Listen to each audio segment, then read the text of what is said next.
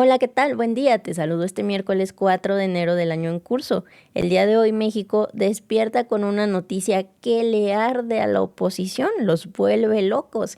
Y es que Pemex vuelve a estar de pie. La presidenta Claudia Sheinbaum, con datos, con resultados y con la frente en alto, nos da este tremendo anuncio. Pues después de años de saqueo, de ordeña descarada y de gobiernos entreguistas que vendieron la soberanía energética como si fuera mercancía barata, Pemex vuelve a ser del pueblo, porque hay que decirlo claro, los gobiernos neoliberales quebraron a Pemex a propósito. Lo endeudaron, lo desmantelaron y lo entregaron a intereses privados, mientras le decían al pueblo que ya no servía, que era un barril sin fondo y que invertirle era un error. Bueno, pues hoy esa mentira se les cae a pedazos. La presidenta Claudia fue contundente. Los resultados positivos de Pemex en el ejercicio 2025 no son casualidad, son consecuencia directa del proyecto energético que inició el expresidente Andrés Manuel López Obrador. Ese proyecto que fue ridiculizado, atacado y saboteado por la oposición de siempre. ¿Se acuerdan cómo se burlaban de las refinerías? Decían que era un capricho, que no eran rentables, que era tirar del dinero del pueblo. Pues el día de hoy Pemex ya produce, refina y se levanta. Y ellos, calladitos, guardan silencio, ahí sí no dicen nada. Bueno, pues la presidenta lo deja súper claro. Pemex volvió a ser una empresa con visión de largo plazo, con planeación y con compromiso nacional. Por eso reconoció el trabajo del director de Pemex, de la Secretaría de Energía y del titular de Hacienda, porque no están pensando en el negocio inmediato, sino en el futuro energético de México. Y aquí es donde la oposición queda exhibida, porque mientras hoy intentan colgarse del micrófono para criticar, son los mismos que aprobaron la reforma energética de Peña Nieto, lo que terminó de quebrar a Pemex y de hundir la soberanía energética. Bueno, pues como ven son muy buenos resultados. Quiero dar un antecedente muy importante, o varios antecedentes muy importantes. El primero, recuerdan que le decían al presidente López Obrador, ¿cómo es posible que se vaya a construir una refinería? Eso no es rentable. Hay que exportar petróleo. Lo demás hay que comprar gasolina y diésel en donde se produzca.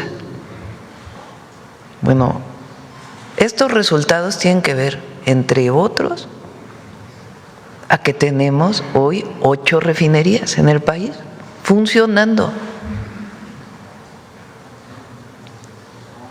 Las 6 refinerías históricas, Dos Bocas o la refinería Olmeca y Deer Park. Y se está vendiendo por una estrategia de comercialización muy bien la gasolina y el diésel y la turbocina producida por Pemex. Y además genera soberanía, porque antes se importaba la gasolina. Eso es algo muy importante. Procesar petróleo en México es fundamental. Lo segundo, se recuperó la empresa pública. Se dedicaron 36 años a tratar de desaparecer Pemex. Y hoy Pemex se recuperó.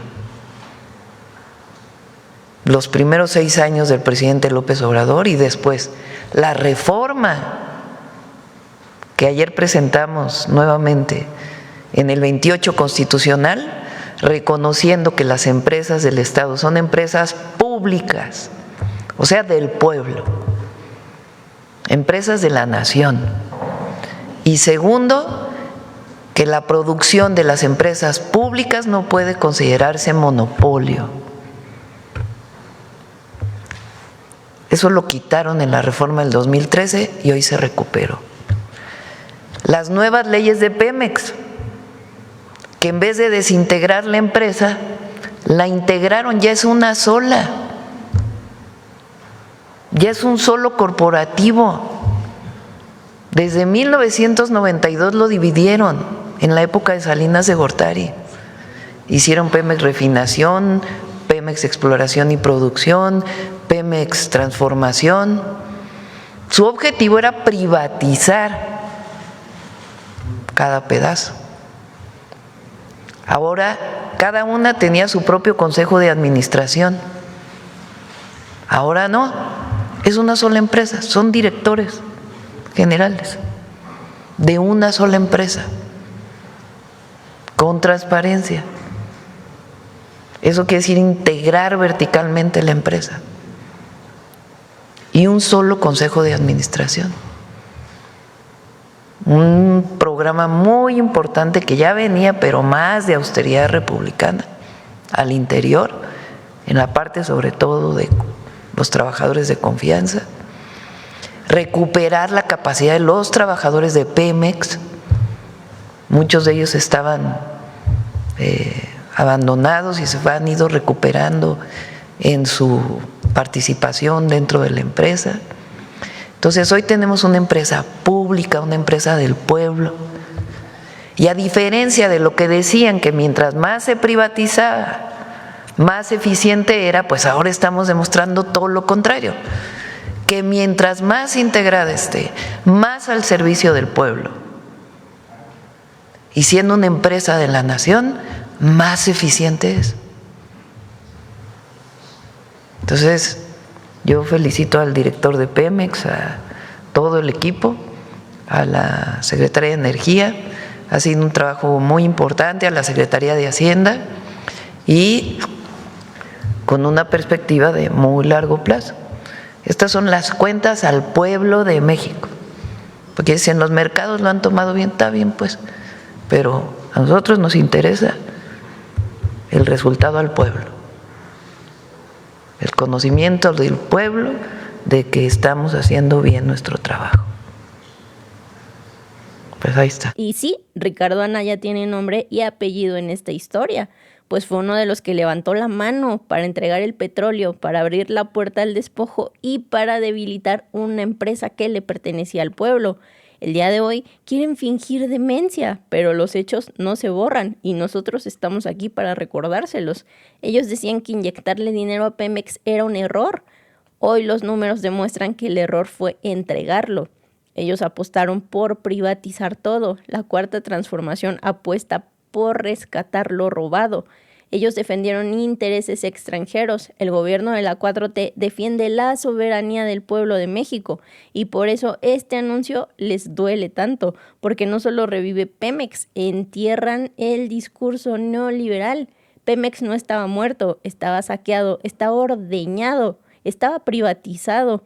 Y hoy con la presidenta Claudia Sheinbaum y hoy con Claudia al frente, queda claro algo que ya no pueden ocultar. Cuando el petróleo vuelve al pueblo, México se fortalece y la oposición se queda sin argumentos.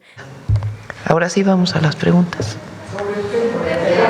Sobre el tema. A ver, sobre el tema. Buenos días, presidenta. Buenos días a todos a la secretaria, a todos los del panel. Eduardo Esquivel Ancona, Domo de Cristal. Mi primera pregunta es la coquizadora de Salina Cruz, ¿para cuándo empezará a producir gasolinas? Porque este es un importante, también es parte del, ¿cómo decirle?, de la autosuficiencia. Carlos, ¿por qué no contestas?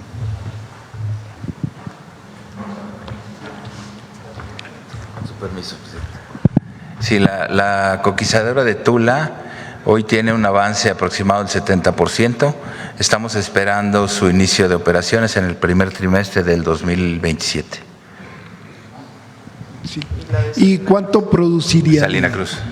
Salina Cruz. Sí, de gasolinas esta coquizadora. Bueno, la planta, el proyecto de coquización en Salina Cruz tiene un estimado de incremento en la producción. Como saben, la planta coquizadora lo que va a hacer es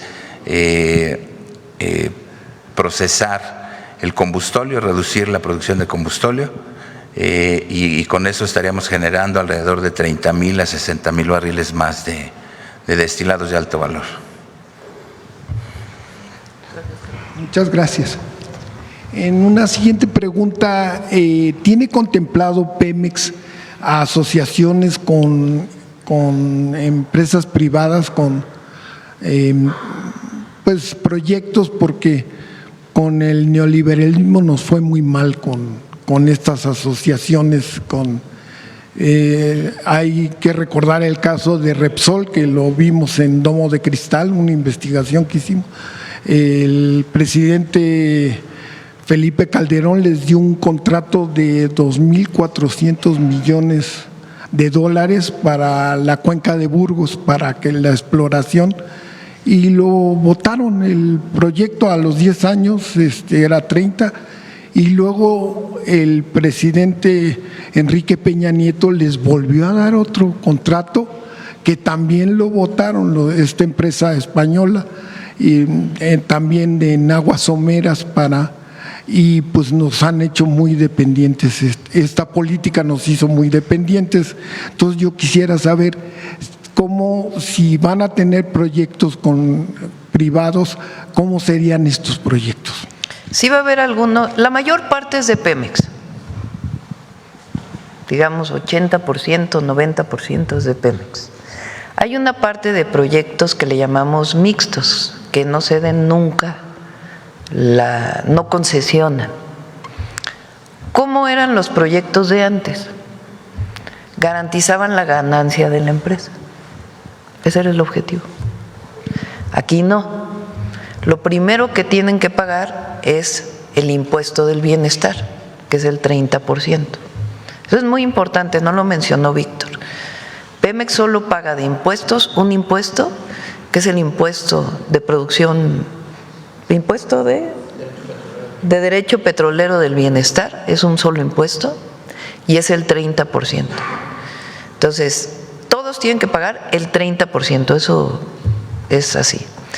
Y necesariamente, después de pagar el costo del proyecto, se dividen las ganancias en dos y se evalúa cada proyecto, muy distinto a lo que era antes, que era la garantía de la ganancia de los proyectos. Y en algunos casos, como fertilizantes y petroquímica, también se hace sin ceder la concesión, teniendo inversión privada y garantizando que quien opera es Pemex. Esa es la garantía. En una siguiente pregunta, ¿hay proyectos para gasoductos en este nuevo esquema para garantizar pues el abasto de gas? Ese lo vamos a presentar en otra. Todo lo que tiene que ver con gas viene o la próxima semana o la otra. No, es que el viernes vamos a Michoacán, probablemente. Entonces, por eso ya. Entonces sí va a haber… en algunos casos sí, y va a ser muy transparente y garantizando siempre el derecho del pago de derechos del bienestar y garantizando las ganancias para el pueblo de México. Muchas gracias. Gracias. Sí, sobre el tema, a ver, el compañero que viene de la BBC, es cierto, ¿no? Good morning, President Sheinbaum. Clinton Somerville from the BBC. I've spent the last week in Sinaloa, where despite an enormous military presence, there is appalling violence every day, murders, assassinations, terrible mutilations. What's it going to take for your government to bring that violence under control? Buenos días. Acabo de estar hace unos días en Sinaloa, donde puedo ver que ahí, a pesar de una fuerte presencia militar, sigue habiendo violencia, asesinatos y ataques. ¿Por qué su gobierno no puede poner fin a la violencia en este lugar, o qué es lo que podrían hacer para finalizarlo? Ha disminuido el número de homicidios. ¿Qué fue lo que desató esta violencia?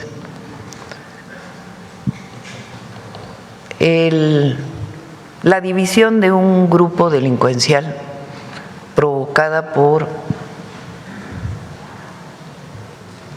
uno de los jefes de este grupo a Estados Unidos, cosa que nunca quedó muy clara cómo fue. Eso provocó una pugna interna.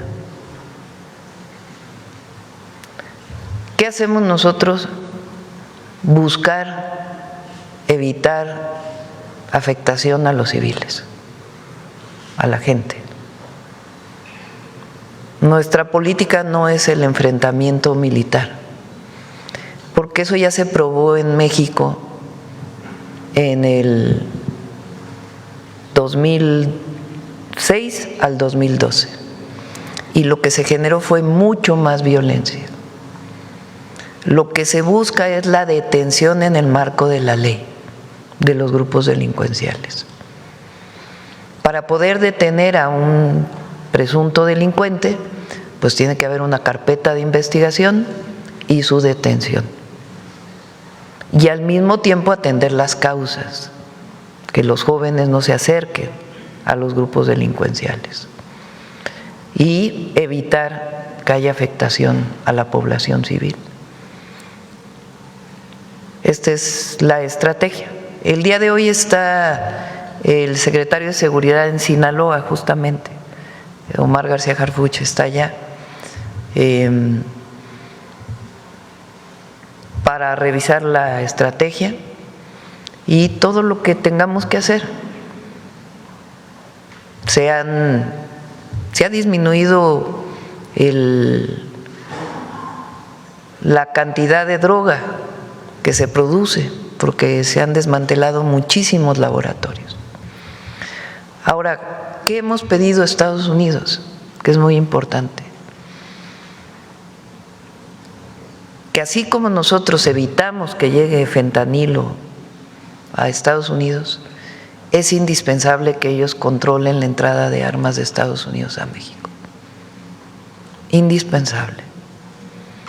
Porque 75% al menos de las armas incautadas en nuestro país de alto poder vienen de Estados Unidos de manera ilegal. Hemos logrado mantener en los últimos meses el número de homicidios y vamos a seguir trabajando para proteger a la población de Sinaloa.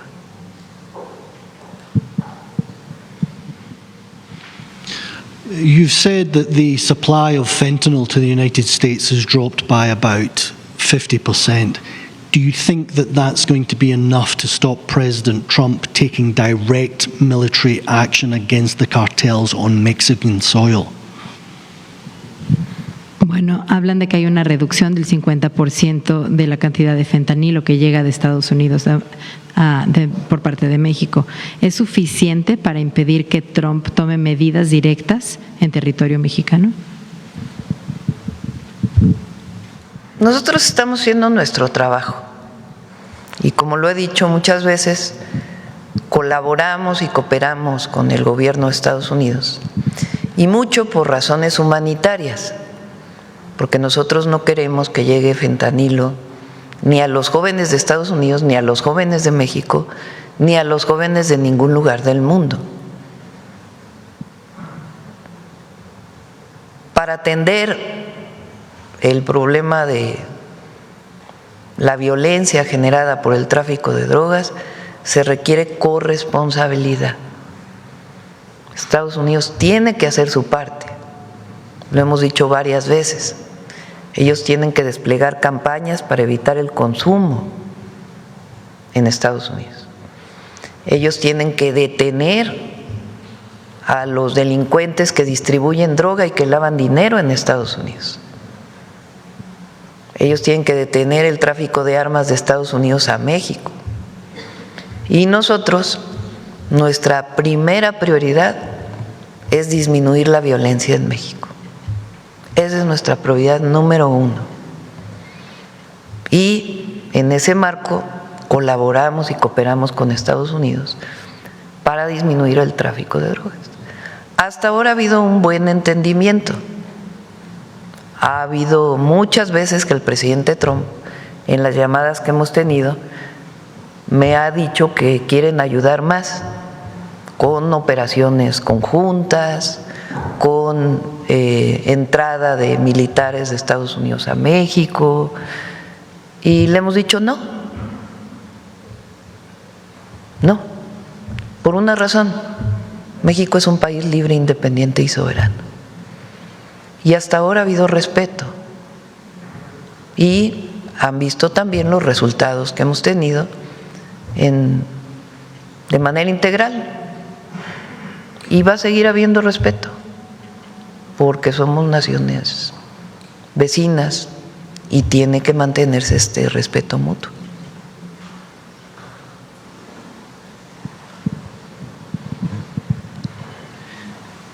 Is it respectful, though, you and President Trump clearly have a good personal relationship, but is it respectful, though, when he says you don't run this country, the cartels do? Entiendo que el presidente y usted tienen una muy buena relación, pero ¿usted cree que es respeto cuando él menciona que no es usted quien gobierna México, sino que son los cárteles quienes lo hacen? ¿Cómo responde usted a eso? Pues que es falso. Eso no quiere decir que no nos hablemos con respeto. Es absolutamente falso. La Casa Blanca sacó un comunicado cuando entró el presidente Trump,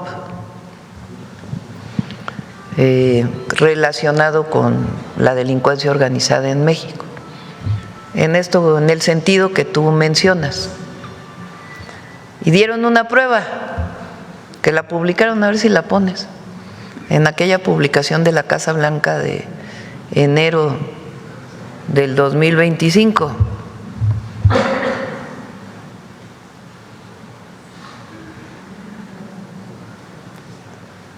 ¿Es la de García Luna?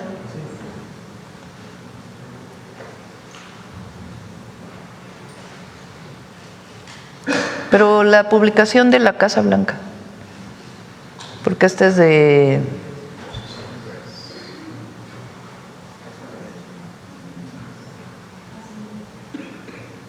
¿Dónde habla de la Casa Blanca? ¿Es esta? No, porque esa es de AP, ¿no? A ver, pon completa la imagen de la Casa Blanca. Esa es una publicación de la Casa Blanca. Y entonces dice, los cárteles mexicanos son los principales traficantes mundiales, estos cárteles tienen alianza con el gobierno de México. Lo dijo en el enero del 25. ¿Y sabes cuál es la prueba que presentó? ¿O sabe cuál es la prueba que presentó? García Luna.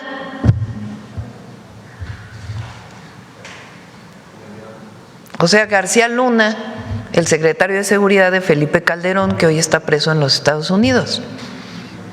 Se equivocaron como… ¿cuándo? 6 años de Peña, 6 años de AMLO, y acabamos de 12 años por lo menos. 13 años. Entonces, en México gobierna una sola persona. No una sola persona, perdón. En México gobierna un solo ente, el pueblo de México, nadie más.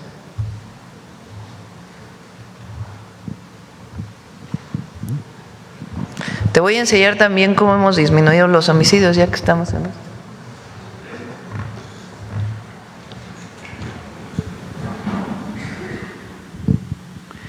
Esta es la gráfica de homicidios dolosos en el país de 2006 al 2012, periodo de Felipe Calderón, de la guerra contra el narco, que puso al frente de esa guerra a un hombre hoy preso en Estados Unidos, que es al que se refirió la Casa Blanca hace un año, por vínculos con el narcotráfico. De 28 homicidios diarios a 70 homicidios diarios.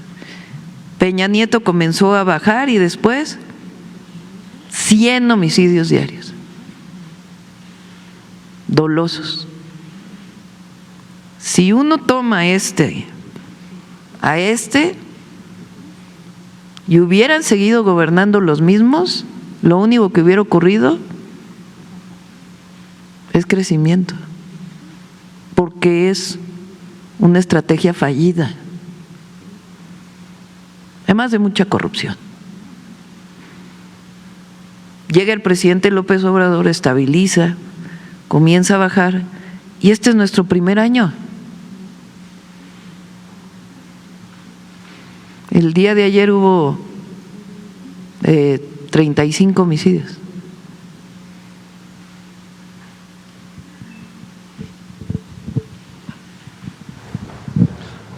But with all due respect, it doesn't feel like that in Culiacan. People there say that the violence has never been so bad, it has never gone on for so long. They had so much hope when you sent the Marines there, when you sent the Army there, but instead their daily lives have got more terrifying and much worse. So what do you say to the people of Culiacan? Con todo el respeto que me merece, escucho lo que me dice, pero la gente no lo siente así. A pesar de que hay una presencia militar, la gente se siente terriblemente asustada, vive con miedo y no sienten que haya una reducción en estos números. Sí, y seguimos trabajando en Sinaloa y en todo el país. Lo que sí es que el enfrentamiento no lleva a nada, el enfrentamiento directo no lleva a nada. Claro, las fuerzas federales se defienden cuando hay ataques, y es detenciones, detenciones, detenciones y atención a las causas. E inteligencia, mucha inteligencia. Y vamos a seguir trabajando por la gente siempre. Siempre vamos a seguir trabajando. Bueno, vamos sobre el tema. A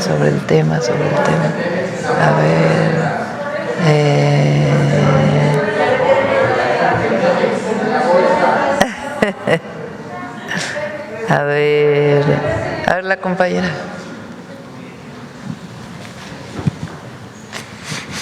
Gracias, Presidenta. Celsin Juárez, de noticiasdefrente.com. Presidenta, conocer su postura y aprovechando que está aquí el director de Pemex sobre la refinería Olmeca en Dos Bocas, Tabasco, que cerró el año pasado como la instalación con mayor nivel de procesamiento. Pues tras registrar sus cifras más altas desde su entrada en operación, saber con cuántos barriles cerraron el año pasado, si nos pudiera dar más información y claro su opinión al respecto por ser una obra insignia del sexenio pasado. No, pues extraordinario.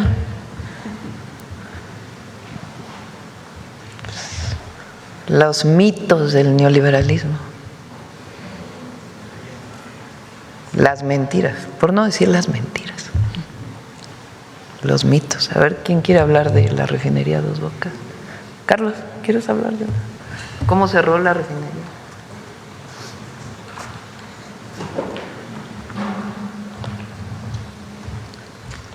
Perdón, no escuché muy bien la pregunta concreta. Sí, la refinería Olmeca, allá en Dos Bocas, Tabasco, cerró el año pasado como la instalación con mayor nivel de procesamiento. A ver si tiene el dato. Sí, bueno, la refinería Olmeca, para cifras generales, en el 2025, recordarán, nosotros iniciamos el rearranque del primer tren en marzo. Luego en junio, con eso logramos 105,000, si no mal recuerdo, 110,000 barriles de proceso de crudo. Luego en junio logramos arrancar el segundo tren de procesamiento, con ese alcanzamos alrededor de 150, 160,000 barriles por día. Y cerramos en diciembre con un promedio de diciembre de 263,000 barriles de proceso, alcanzando picos de 320,000 barriles sostenidos durante 4 o 5 días. Tuvimos luego que hacer algún ajuste es parte de las pruebas de alcanzar la máxima producción. Nuestras expectativas, este año lo estamos haciendo, estamos procesando 300,000 barriles por día. Nuestra meta es este año llegar a los 320,000, que es lo que comentó el director, para hacer un total del sistema nacional de refinación, ya considerando la refinería Olmeca, de 1,300,000.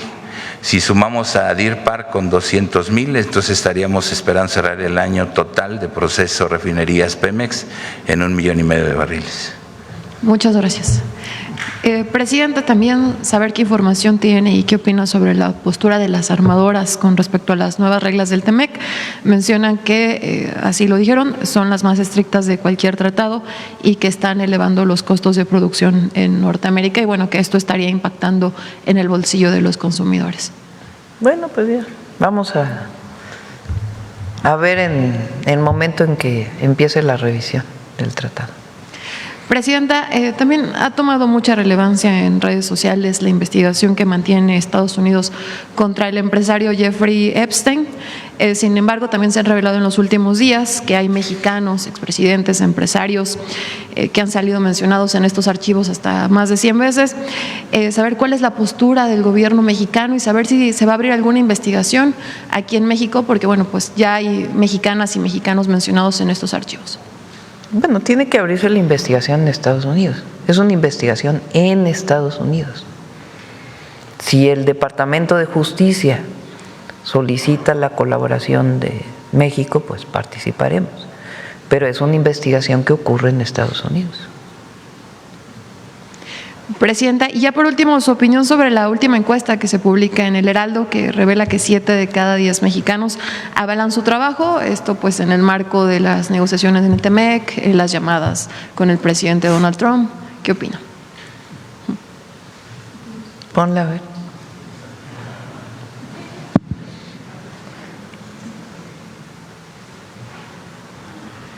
A ver, pon un desplegado que salió ayer.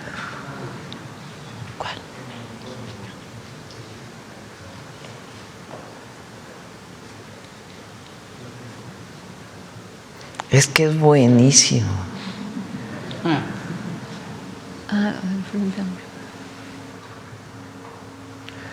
Fíjense, todavía no sale la reforma electoral, ¿o sí?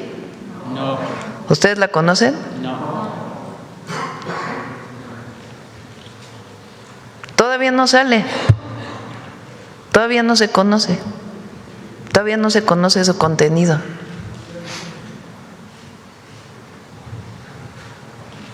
México atraviesa un momento de alta tensión institucional. Regrésale a la encuesta. Mucha tensión institucional hay en México.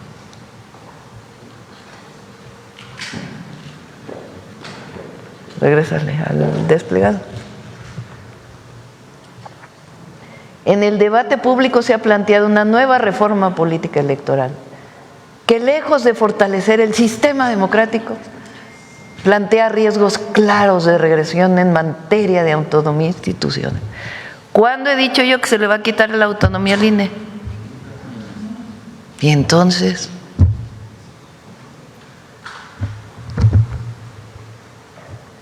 pluralismo político y equilibrios constitucionales. Ante este escenario resulta indispensable una respuesta ciudadana amplia, responsable y organizada que coloque en el centro de la defensa la democracia constitucional. ¿Cuál es la democracia constitucional? ¿Qué quiere decir democracia? El poder del pueblo. Aprovechando, por cierto, Lincoln fue el que se opuso a la guerra contra México de Estados Unidos, porque de Lincoln es la frase: la democracia es el gobierno del pueblo, por el pueblo y para el pueblo. Bueno, México sí vivió una transición a la democracia. No, ahora sí que recuerda el desafuero, recuerda el fraude electoral del 2006.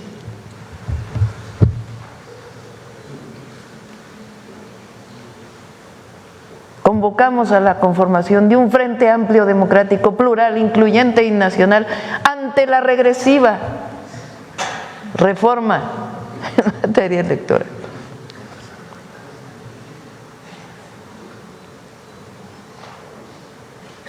Dice que no regrese el antiguo régimen. ¿Y saben quién firma? La Bastida.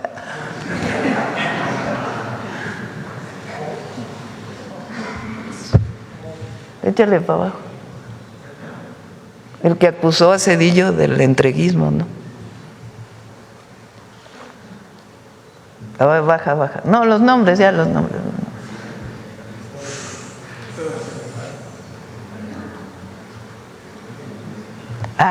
Y ayer, ¿saben quién fue quien la presentó? Bueno, habló, ¿no?, en una entrevista. Luis Carlos Ugalde. Hablando de democracia, el responsable del fraude electoral del 2006, bueno, junto con Fox.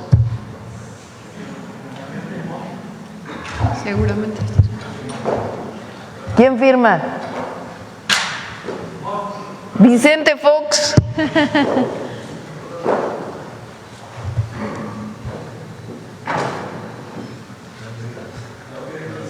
Claudio X González. Denise Dresser. Sí. Pone a Claudio X González hablando de la gente para que recordemos la democracia.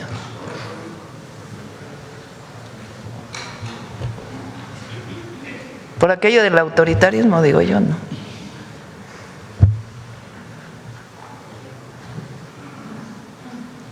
Pero además lo increíble, todavía no hay reforma. Qué bueno que lo escriban, ¿eh? Yo solo estoy debatiendo públicamente. No hay libertad de expresión, de reunión, de opinión, de manifestación, de todo en México. Es una opinión.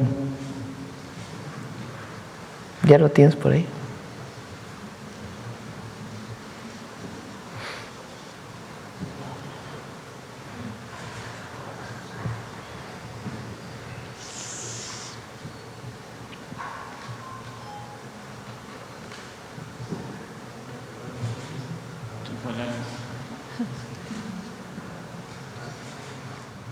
Eso es delincuencia organizada, queridos amigos. Están organizados para delinquir. Está hablando de un movimiento social, ¿no?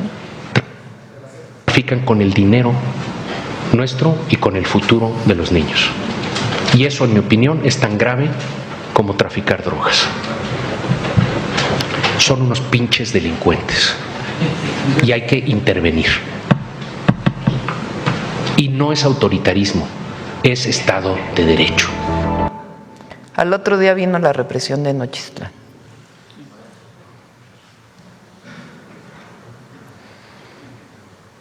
Digo, nada más para hablar de democracia, de autoritarismo y de Estado de Derecho. Se van a sorprender todos de la reforma electoral. ¿Cómo va, presidenta? Bien, muy bien. Y bueno, hasta aquí la noticia. ¿Ustedes qué opinan? Déjenme sus comentarios y si les gustó el video no olviden darme su like y compartir con todos sus amigos para que también estén bien informados y al tanto de lo que acontece día a día en nuestro país. Te veo en un siguiente video. Hasta luego.